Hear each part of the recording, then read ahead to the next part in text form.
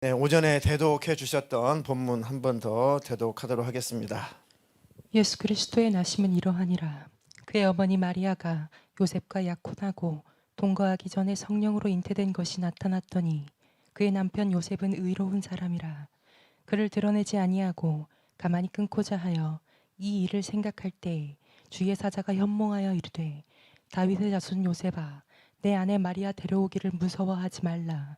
그에게 잉태된 자는 성령으로 된 것이라. 아들을 낳으리니 이름을 예수라 하라. 이는 그가 자기 백성을 그들의 죄에서 구원할 자이심이라 하니라. 이 모든 일이 된 것은 주께서 선지자로 하신 말씀을 이루려 하심이니 이르시되 보라 처녀가 잉태하여 아들을 낳을 것이요 그의 이름을 임마누엘이라 하리라 하셨으니 이를 번역한즉 하나님이 우리와 함께 계시다 함이라. 아멘. 예수님께서 우리의 구주가 되실 수 있는 자격, 예수님이 왜 우리의 구주가 되실 수가 있는가? 한마디로 그분은 죄가 없으시기 때문에 그렇습니다. 유일한 의인은 예수 그리스도밖에 없습니다. 유일하게 죄가 없이 태어나신 분도 예수님밖에 없습니다. 그 증거가 뭐냐? 예수님은 육적으로는 아버지가 요셉이고 어머니가 마리아이긴 하지만 그 부모의 관계를 통해서 태어나신 분이 아니고 단지 그 어머니 마리아의 태를 빌려서 하나님이 사람의 모습으로 나오신 것뿐입니다. 이것을 이방 종교는 굉장히 이걸 부정하려고 합니다. 그것이 부정이 되면 예수는 구주가 될 수 없어요. 요셉과 마리아의 관계를 통해서 태어났다면 절대 구주가 될 수가 없죠. 왜요? 사람은 다 죄인이고 죄 가운데서 태어난 존재는 우리의 구주가 될 수가 없습니다. 그 사단은 그렇게도 초대 교회 때부터 이단들이 예수님이 사람의 모습, 하나님의 사람의 모습으로 오시는 것을 절대로 부정합니다. 절대로 부정해요. 그것이 부정되면 기독교는 세워질 수도 없고 기독교는 성립 자체가 될 수가 없습니다. 중고등 아이들에게도 그렇게 쉽게 설명을 했습니다. 왜 예수님이 우리의 죄를 해결할 수 있는 자격자냐? 바로 이와 같다. 만약에 우리 지훈 청년이 사형수인데 우리 정재현 우리 실장님이 너무 안타까워가지고 제가 이제 편의상 재판장 하겠습니다. 재판장님 아직도 앞날이 창창한데, 물론 저도 앞날이 창창합니다. 저보다도 앞날이 창창한 그 지훈 청년을 석방해 주시고 저를 대신 사형을 시켜주시죠. 다 그렇게 봤습니다. 딱 봤는데 저 사람도 사형수예요. 무슨 자격이 있냐고요. 사형수가 사형수를 대신해서 사형당할 수 없죠. 둘 다 사형수니까. 혹시 그런 법이 있어서 정말 사형당할 일이 없고 감옥 살 일이 없는 사람이 혹시 그런 법이 있다면 재판장님 제가 있는 재산 다 공탁을 할 거고요. 그리고 제가 대신 사형당할 테니까 저 청년을 놓아주십시오. 혹시 그런 법이 있다면 혹시 좀 가능할 수 있죠. 그런데 둘 다 사형수인데 누가 누굴 저 대신 죽어주냐고요. 둘 다 죽어야 되는데. 이게 바로 인류입니다. 우리는 누가 누구를 위해서 죄의 문제를 해결해 줄 수가 없어요. 목회자는 예수님과 성도들을 잘 다리 역할을 해주는 겁니다.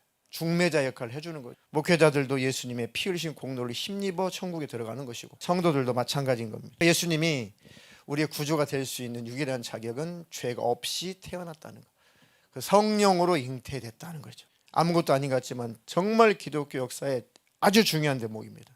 예수님은 성령으로 잉태하셨다. 24절에 기록하지 않았지만 읽지 않았지만 24절 한 번만 읽어주세요. 요셉이 잠에서 깨어 일어나 주의 사자의 분부대로 행하여 그의 아내를 데려왔으나 아들을 낳기까지 동침하지 아니하더니 낳음에 이름을 예수라 하니라. 아들을 낳을 때까지 동침하지 않았다. 부부관계를 갖지 않았다. 아주 중요한 대목입니다. 그렇구나. 예수는 처녀의 몸을 통해서, 남자를 알지 못하는 처녀의 몸을 통해서 나왔으니 원죄도 없고 고범죄도 없고 타락한 근성도 없고 완전하신 하나님이 완전한 사람의 모습으로 오신 것뿐이구나. 그분만이 우리를 위해서, 인류를 위해서 대신 죽어줄 수 있는 유일한 자격자구나. 천하인간의 구원을 얻을 만한 이름은 예수밖에 없는 겁니다. 이 대목이 가장 중요한 거예요. 이방 종교인들이 흉내 낼 수가 없습니다. 부활은 예수님만 했어요. 어떤 종교도 부활을 말하지 않습니다. 오직 예수님만 천의 몸에서 죄가 없는 모습으로 태어나셨고 예수님만 죽으실 뿐만 아니라 예수님만 부활하셨다. 그 예수님만 바로 성탄이라고 하는 겁니다. 거룩한 분의 탄생, 거룩한 탄생이라는 뜻이죠. 자, 예수는 아시는 대로 무슨 뜻이에요? 예수, 구원자라는 뜻입니다. 임마누엘은 하나님이 우리와 함께 하시다, 함께 계신다. 임마누엘이라 하리라, 예수라 하리라. 이것을 종합을 해보면 우리를 구원하시고 우리와 함께 하시려고 성탄하셨다. 우리를 구원하시려고만 복음이 아니고요. 그것도 복음이지만 거기까지가 복음이 아니고 구원하실 뿐만 아니라 우리와 함께 하신다. 여기까지가 복음입니다. 근데 앞에만 놓고 따지면, 앞에만 우리가 믿게 되면 우리를 구원하셨지. 우리 구원하셨지. 그 구원하신 그 예수님이 지금 내 삶과 내 인생과 무슨 상관이냐가 답이 없으면은 어떻게 신앙생활 하겠습니까? 아니요. 그 예수님은 우리를 구원하실 뿐만 아니라 지금도 함께 계신다. 우리는 매일 항상 하루하루 임마누엘을 경험하고 살아야 되는 겁니다. 이게 아주 중요해요. 그래야 곁길로 가지 않습니다. 그래야 천국의 소망을 놓치지 않습니다. 예수님 나와 함께 계시다라고 하는 것을 늘 누릴 수 있어야 곁길로 가지 않고 어떤 힘들고 어려운 인생도 이겨낼 수가 있습니다. 오전에 말씀드렸잖아요. 이것이 기독교의 큰 능력이라고요. 세상은 감당할 수 없지만 예수 안에 있는 자는 감당할 수 있다. 우리를 질질질 힘들어서 짜는 인생, 그 인생으로 그 목적 우리를 창조하지 않았습니다. 고난에 찌들은 인생을 살도록 우리를 창조하지 않았습니다. 오히려 그 질질 짜는 인생, 그 고통스럽고 고난스러운 그 인생 속에서도 기쁨으로 즐겁게 행복하게 살 수 있도록 그것을 전환시켜 주시려고 예수님이 우리를 함께 하시는 겁니다. 그게 기독교의 능력이죠. 예수 안에 있는 자는 절대로 자살하지 않습니다. 예수 안에 있는 자는 이겨져요. 넉넉하게 이기게 됩니다. 아무리 힘들어도 이겨집니다. 자살하지 않아요. 그 생명으로 살게 됩니다. 오전에 말씀드렸던 그 목사님 인생이 너무 참 구구했습니다. 그분은 결국 하나님의 눈은 완벽하게는 아니지만 목회할 만큼은 눈을 이렇게 고쳐주셨어요. 그런데 신장은 안 고쳐주셨어요. 투석하는 것은 계속 했어요. 그래도 그 하나님으로 말미암아 사라지더라고 말씀하셨어요. 어느 날 설교를 하시는데 옆에 건물에서 그 가스가 폭발을 해가지고 창문이 와장창 다 깨져가지고 파편이, 옆 건물이니까 자기 건물도 파편이 깨져가지고 완전히 덮쳤는데, 그날따라 원래 커튼을 닫지 않는데 그날따라 커튼을 우리처럼 닫았나 봐요. 이렇게 그날따라 커튼을 닫고 싶어가지고 커튼을 닫았대요. 그리고 설교를 했대요. 유리 파편이 날라왔다면은 이쪽이 완전히 걸레 조각이 됐을 텐데 커튼으로 막혀가지고 유리가 안 날라와가지고 거기만 아수라장이 되고 몸은 건지하셨다는 겁니다. 그러면서 또 하나님 또 사인을 주시는구나, 여전히 함께 계시는구나, 너무 감사했대요. 근데 참 뭐 이런 고사성을 써도 되는지 모르겠는데 인생지사 세옹지 말하고 좋은 일도 있고 나쁜 일도 있고 좋은 일이 화가 되고 화가 복이 되고 이게 참 인생이 그렇잖아요. 근데 하나님 꼭 그렇게 하시는 것 같아요. 마냥 좋아할 만한 일도 아니고 마냥 슬퍼할 만한 일도 아닌 게, 그 좋았던 것도 잠깐 하나님께 눈 고쳐서 감사, 또 이 가스가 터졌는데 거기서 구원해 주신 것도 감사. 근데 참 그분의 고백이 그때뿐이더라는 거예요. 참 마음 지키는 것이 그때뿐이더라는 것입니다. 얼마 있다가 큰 일이 생겼는데 아들이 하나 있는데 아들이 와가지고 아버지 왜? 어떻게 해요? 왜? 제가 임신을 시켰어요. 고등학생인데 또래 같은 동네 여학생을 임신을 시킨 거예요. 근데 이분의 사역이 가정사역을 하셨어요. 가정은 어떠해야 되는 거고 자녀들은 어떻게 교육을 해야 되고 어떻게 신앙적으로 교육을 해야 되는 이 가정사역을 하셨는데 그만 그 고등학생 아들이 또래 여자애를 임신시켜버린 거예요. 그래가지고 하나님 하면서 막 이제는 뭐 몸 아픈 거는 뭐 둘째 치고 성도들 앞에 무슨 설교할 자격이 있는가. 그래서 어느 날 설교를 마치고 고백을 했답니다. 성도 여러분, 이래서 저는 더 이상 목회를 할 수 없으니, 자격이 없으니 이해해 주시고 좋은 목회자를 청빙하시 바랍니다 하고 사택으로 그냥 올라와 버렸대요. 근데 성도들이 한참 모여서 회의를 하고 하면서 사택에 올라와서 노크를 하면서 저희들 다 회의를 했습니다.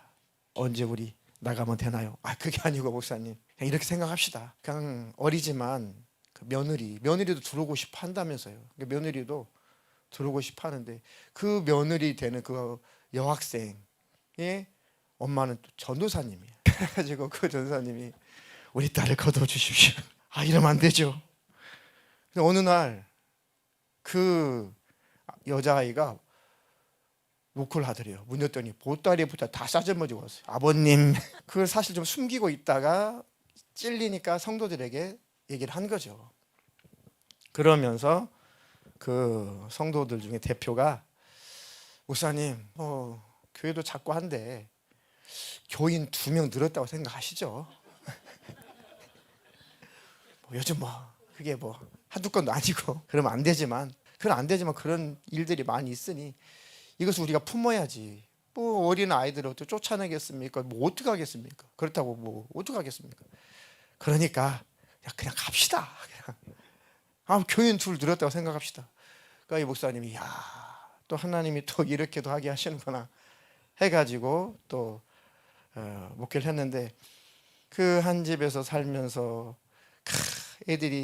아이들이 한참 이 고등학생 때라 참 건강해가지고 그 다음에 애를 또 낳답니다. 그리고 애들이 건강해가지고 애를 또 낳답니다. 가지고 봤더니 다자녀라고 나라에서 돈 다 대주고 다자녀라고 청약도 영순이고 그래가지고 또 사라지더래요. 그래가지고 이제 분가해서 이렇게 보내는데 투석할 때마다 그 손주들이 쭈루루 3놈이 와가지고 5시간 투석을 하는데 이번 아주 안 좋아가지고 5시간 투석을 하는데 아주 지옥 같은 5시간이 이 손주 녀석들이 셋이서 와가지고 꾸물꾸물 와가지고 막 놀아주는데 또 핏줄은 또 땡기잖아요. 그래서 너무 재밌어가지고 나중에는 투석 시간이 줄었대요. 몸이 호전이 돼가지고.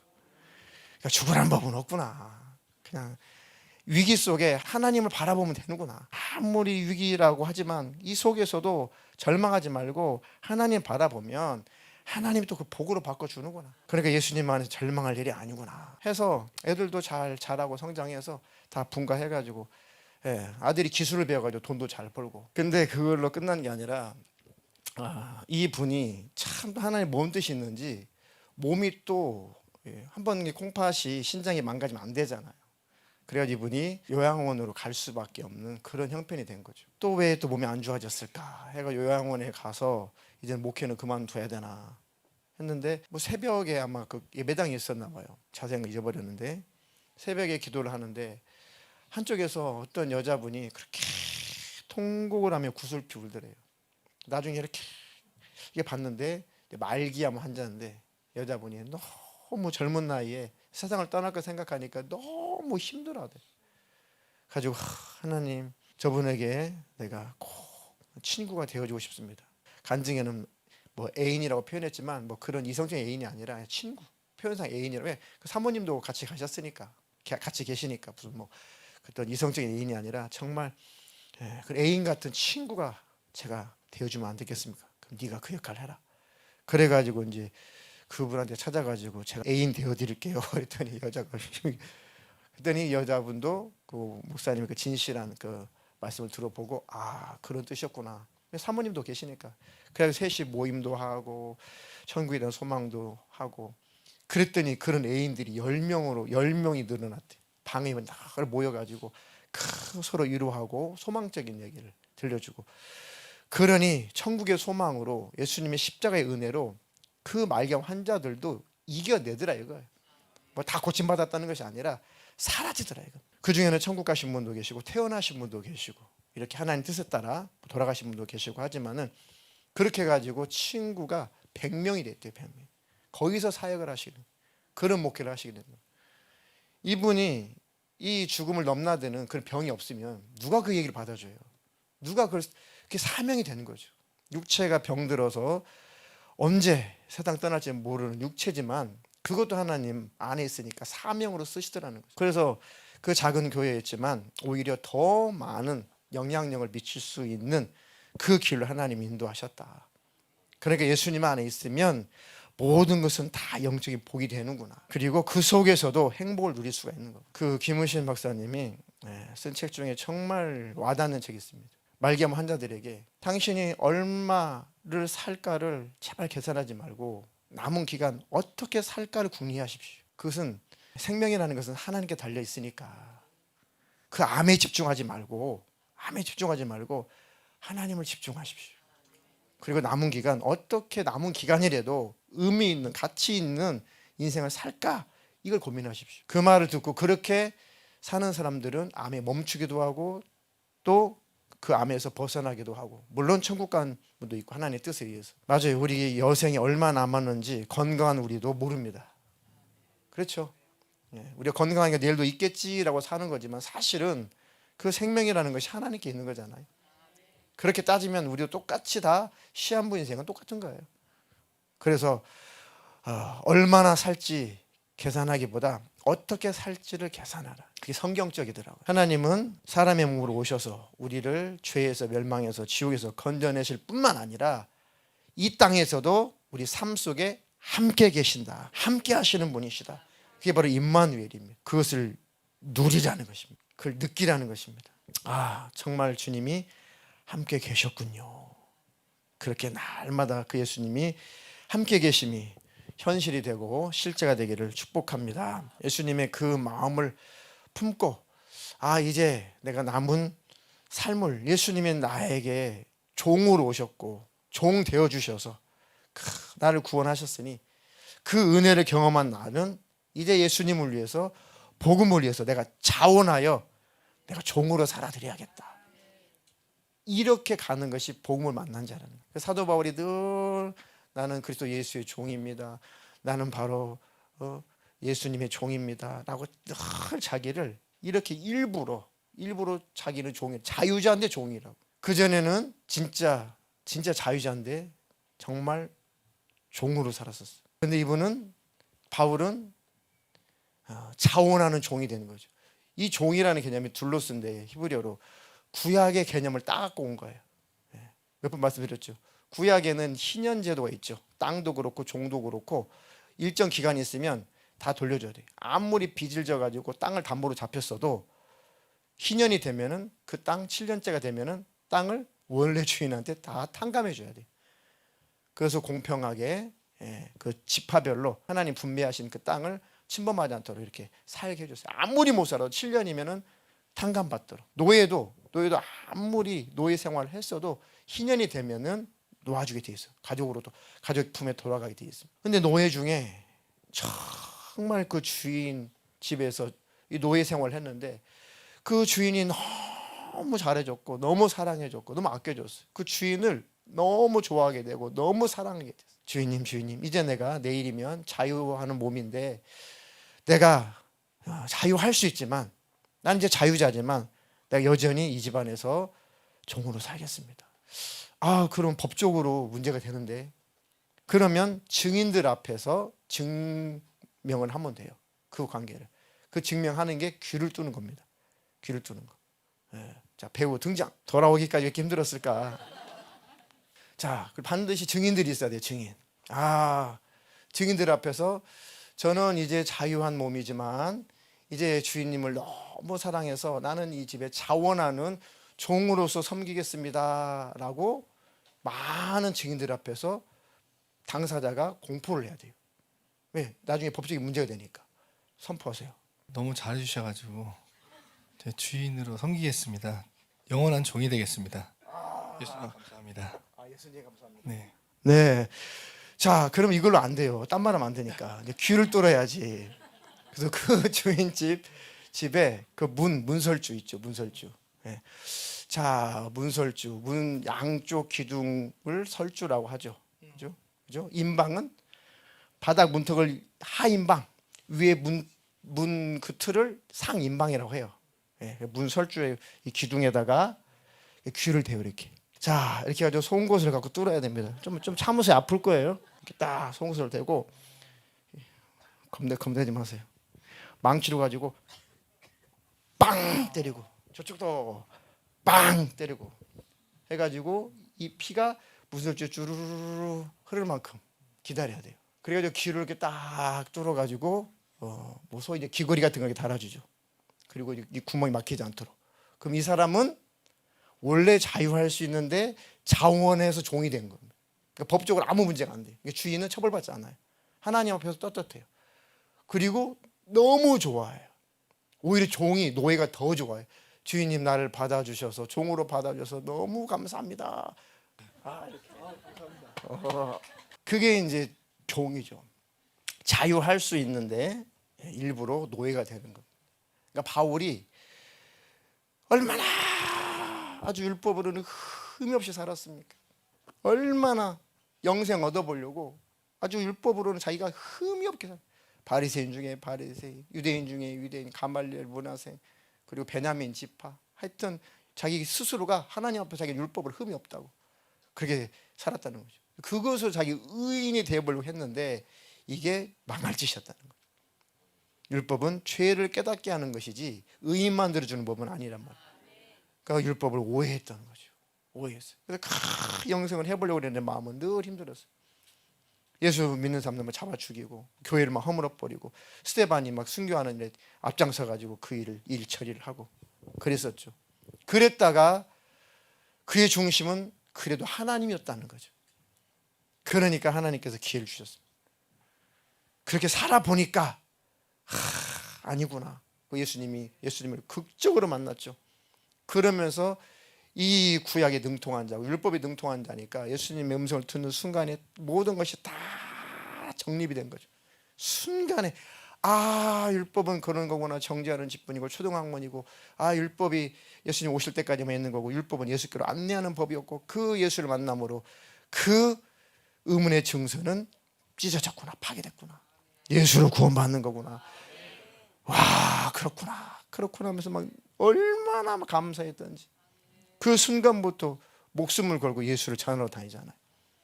우리 한 3년간의 기간은 뭐 어느 곳에 있다 어느 곳에 있었는지 그 내용은 없지만 어쨌든 바로 복음을 전하는 복음의 일꾼이 된 거죠. 그래서 나는 뭐 결혼도 할 수 있지만 결혼할 자유도 있지만 난 결혼 안 할 자유도 있어. 나는 많이 배웠고 나는 뭐 많은 돈을 벌 수 있는 자유가 있지만 나는 그렇게 안 할 자유도 있어. 진짜 자유자죠. 비천에 처할 줄도 알고 풍부에 처할 줄도 알고 가난에 처할 줄도 알고 모든 것에 일체의 비결을 배웠는데 어느 상황 어느 처지에 있든지 간에 나는 비결을 배웠다. 행복하게 살 수 있는 비결을 배웠는데 예수다. 예수. 그 복음을 누리면 충분히 어떤 상황 속에서도 행복을 누리며 살 수 있다. 심지어는 감옥에 갇혀서도 신라와 함께 막 찬양을 하잖아. 빌립보 교인들에게 나 죽어도 좋아. 나는 죽으면 예수님께로 가는 것이고 내가 살아있으면 너희들에게 더 말씀을 가르쳐 줄게. 사나 죽으나 나는 다 유익해. 나는 감사해. 그런데 하나님께 나를 살게 해주시는 것은 너희들에게 더 가르칠 것이 있으니까 하나님 나를 살게 하셨나 보다 하면서 벗어나 버린 거죠. 자유자가 된 겁니다. 인생은 고의로 종으로 사는 것 같지만 심령은 늘 자유자인 거죠. 이게 복음의 능력입니다. 하나님이 함께 계시구나. 예수님 나와 함께 계시구나. 그걸 늘 누리며 사니까 감옥에서도 자유, 가난 속에서도 자유, 고통 속에서 자유. 늘 아주 살기 등등해서 또 바울을 죽이려고 하죠. 많이 쫓겨다녔지만 그 속에서도 자유. 그게 바로 예수 믿는 자의 능력입니다. 예수님이 함께 계시는 자들의 삶이고 능력입니다. 그렇게 능력 있게 살게 하시려고 예수님이 임마누엘 성탄하셨다. 그 예수님을 누리십시오. 그 예수님의 은혜를 누리십시오. 예수 믿으면 만사 형통된데 그런 거에 속지 마시고 형통할 수도 있죠. 하나님 허락하시면 만사 형통될 수 있습니다. 근데 그것은 목적은 아닙니다. 그럴 때도 있고 그렇지 않을지라도 그 예수님을 사랑할 수 있는 믿음이어야죠. 우리 예수님의 마음을 품고 우리도 예수님 우리의 종 되어 주셨으니까 이제는 예수 때문에 자유자가 된 나는 이제는 반대로 예수님을 위해서 복음을 위해서 종으로 살아드리겠습니다. 주님 내게 그 믿음을 주시옵소서. 빌립보서 2장 5절로 8절 읽겠습니다. 너희 안에 이 마음을 품으라. 곧 그리스도 예수의 마음이니 그는 근본 하나님의 본체시나 하나님과 동등됨을 취할 것으로 여기지 아니하시고 오히려 자기를 비워 종의 형체를 가지사 사람들과 같이 되셨고 사람의 모양으로 나타나사 자기를 낮추시고 죽기까지 복종하셨으니 곧 십자가의 죽으심이라. 아멘. 이제 우리도 우리 때문에 종 되셨던 그 예수님, 이제는 우리가 그 예수님 마음을 우리가 품자. 그는 근본 하나님의 본체시나 그분이 곧 하나님이라는 뜻입니다. 하나님과 하나님이시지만 하나님처럼 행세하지 않으시고 그런 뜻이죠. 하나님과 동등됨을 취할 것으로 여기지 아니하시고 오히려 하나님 자리에서 내려와서, 그죠? 하나님이 우리 인간에 나타나면 다 즉사해야 돼, 다 죽어야 돼요. 그러니까 사람의 모습으로 오신 거예요. 죄인이 아니지만 죄인의 모습으로 오신 겁니다. 자기를 다 내려놓고 자기를 다 비워서 종의 형체를 가지시고 사람들 같이 되셨고 사람의 모양으로 나타나사 자기를 낮추시고 죽기까지 복종하셨으니 그 십자가에 죽으심이라. 그래서 저와 여러분들이 자유가 찾아온 겁니다. 죄에서 멸망해서 지옥에서 우리는 벗어나게 된 거죠. 예수님이 종사를 해주셔가지고 그 예수님 은혜에 감사하고 감격해서 예수님 복음을 위해서 이제 하나님 나라를 위해서 우리 주님을 위해서 제가 종은 아닌데 종으로 살아드릴게요. 복음을 수중두는 사람이 될게요. 그러니까 바울도 그 믿음의 식구들, 너무 신뢰가 되는 식구들에게 나와 함께 복음을 위해서 고난을 받자.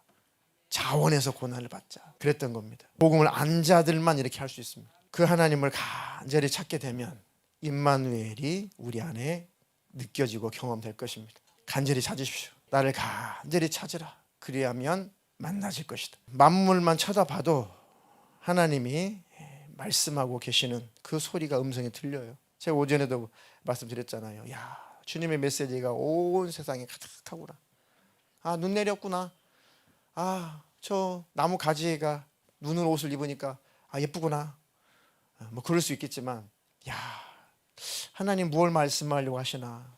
무엇을 하나님 어떤 메시지를 내게 들려주시려고 하시는 건가?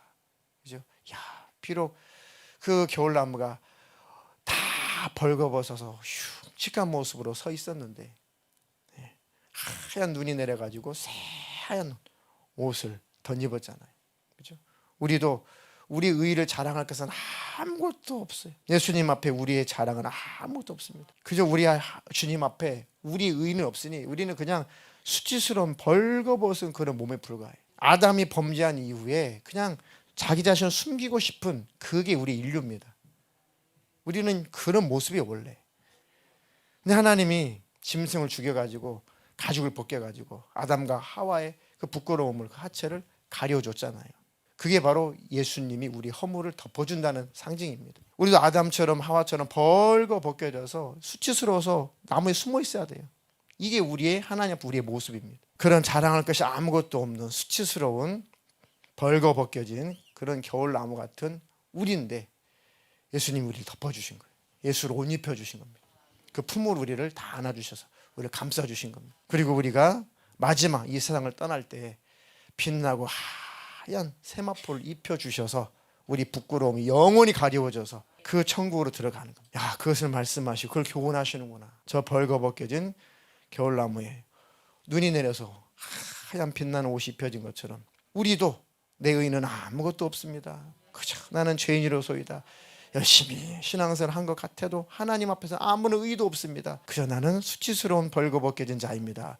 이렇게 자백한 자를 예수님이 세마포를 입혀서 천국으로 인도하신 거예요. 그렇게 저와 여러분들이 겸손히 주님 앞에 마음의 무릎을 꿇어 사시기를 축복합니다. 주님을 위해서, 복음을 위해서 하나님이 우리 마음속에 주신 그 소원을 계속 이루며 사십시오.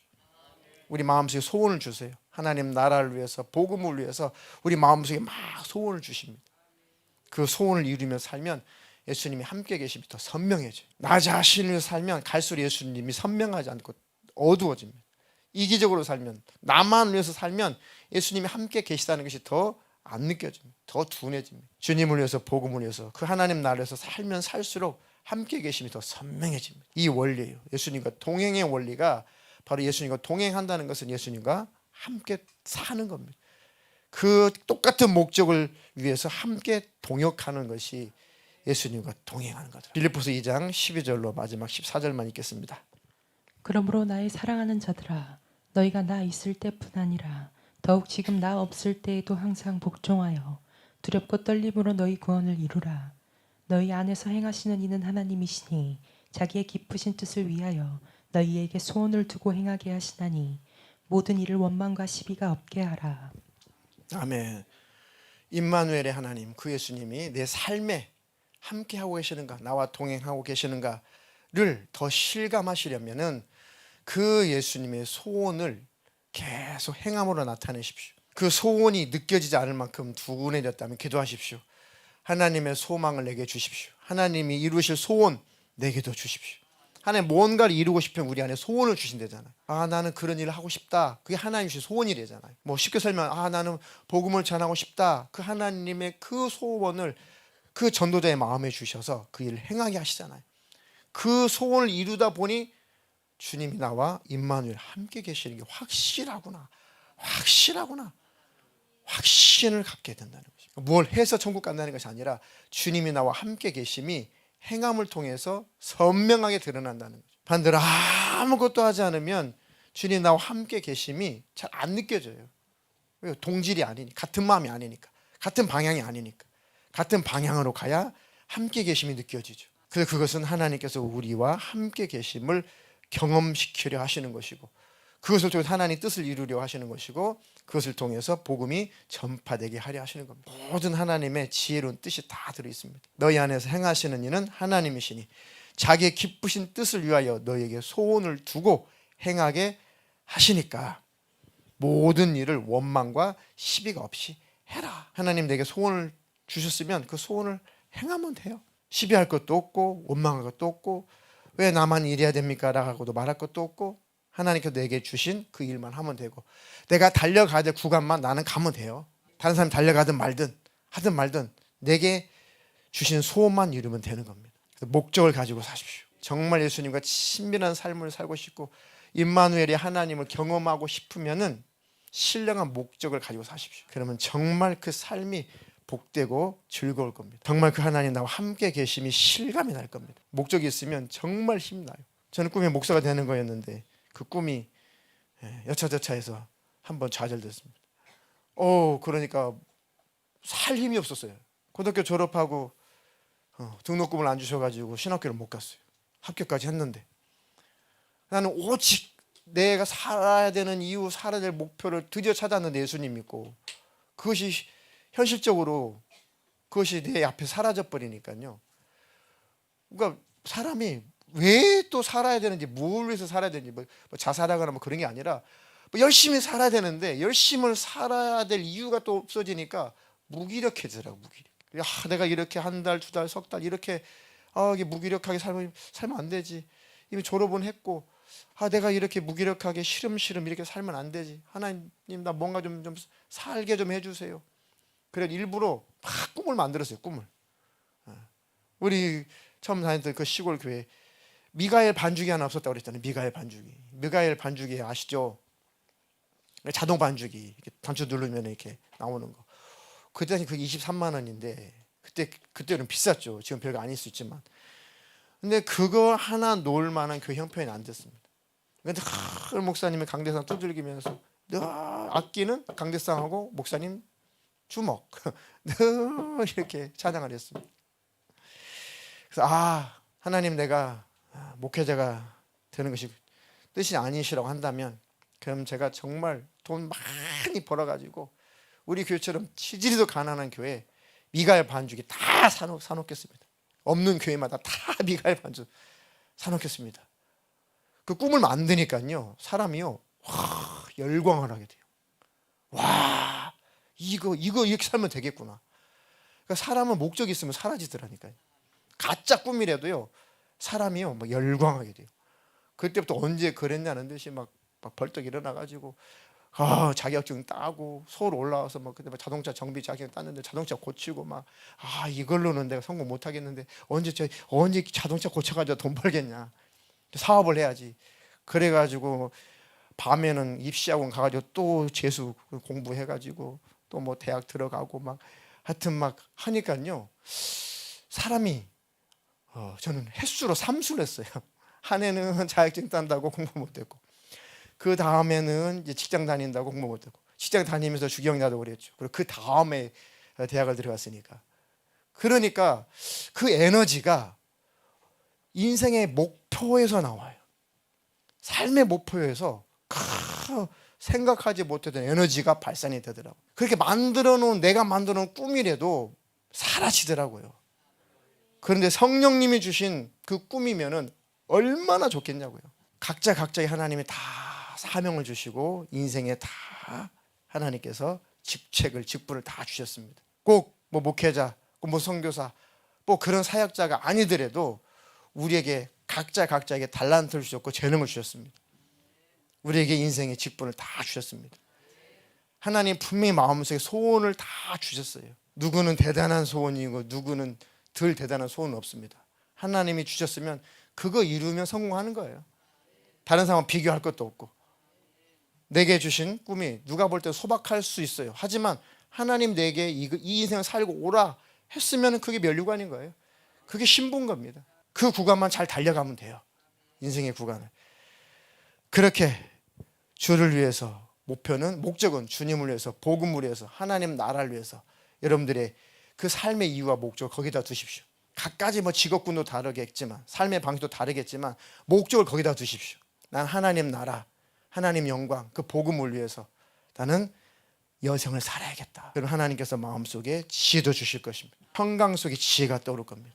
그러면 더 하나님 나와 함께 계시다는 것이 실감이 날 겁니다. 임마누엘이 하나님을 누리며 살 겁니다. 누가 뭐래도 행복할 겁니다. 그렇게 임마누엘의 하나님 경험하시며 사시기를 축원합니다.